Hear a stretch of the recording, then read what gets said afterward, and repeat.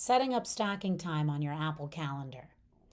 So you'll remember when we talked about the stack method process, it is a habit-based method, right? So you need to come in and go ahead and empty your inbox and work from your action folders and make it a pattern that you can maintain every day, or it's not going to work for you. So, an easy, simple lift way to do that is put the time in your calendar.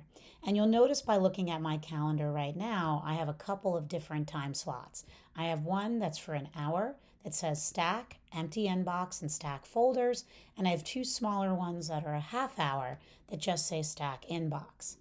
Now, how they're different is that this one at the start of the day, you can see repeats every weekday. It's for an hour, and I've marked the time as busy. And what I'm going to do in this time is go through the existing emails in my inbox and then put them in the action folders and work through the action folders. The most important thing here is I've marked it as busy so that I don't have someone schedule a meeting over it, and I take that time for myself to get through those emails and those folders, so I'm starting with a clean slate for the day. Pick a time that you know you can stick to. If you drive your kids to school between 8 and 9 a.m., that's not a good time to pick. Pick something that you can generally stick to. And again, you may not stick to it every day, and that's simple. Let's say you got through everything on Monday, but then you come in on Tuesday and you have a meeting at 9 o'clock. You can move it to another time. No problem. You can also delete it if you can't get to it that day. That's okay. The goal is to try to get to it daily or as often to daily as possible. Now you'll notice that the smaller appointments here for half an hour just say stack inbox.